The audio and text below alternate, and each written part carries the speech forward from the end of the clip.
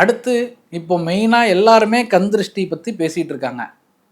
அதாவது நீங்கள் வந்து ஒரு ஒரு புதுசாக ஒரு ட்ரெஸ் வாங்கிட்டு வந்தீங்கன்னா கூட, ஆஹா இந்த கடையில் போய் ட்ரெஸ் வாங்குறானான்னு சொல்லிக்கிட்டா அவ்வளோதான், நமக்கு அடுத்த நாள்லேருந்து அந்த ட்ரெஸ்ஸு போடுறதுக்கான சுச்சுவேஷனே உருவாக மாட்டேங்குது அப்படின்றது தான் இன்றைக்கி நிதர்சனமான உண்மை.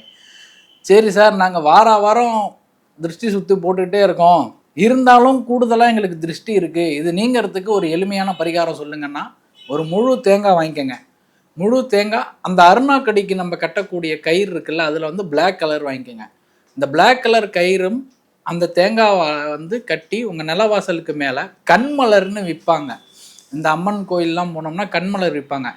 அந்த கண்மலரை வந்து அந்த முழு தேங்காயில் வந்து சந்தனத்தால் போட்டு ஒட்டிடுங்க. ஒட்டிட்டு அந்த கருப்பு கலர் கயிறுனால அந்த தேங்காவை உங்கள் நிலவாசல் கிட்ட கட்டி விடுங்க. வாரம் அல்லது 15 நாளைக்கு ஒரு முறை வந்து அந்த தேங்காவை வந்து நான் சொன்ன மெத்தடில் மாற்றிக்கிட்டே இருங்க. அந்த கண்மலர் அப்படியே நீங்கள் வந்து வேறு தேங்காய்க்கு யூஸ் பண்ணி ஒட்டிக்கிட்டிங்கன்னா, இது மாதிரி 15 நாளைக்கு நீங்கள் தொடர்ந்து செய்யும்போது உங்களுக்கான கண் திருஷ்டிகள் அப்படின்றது விலகும்.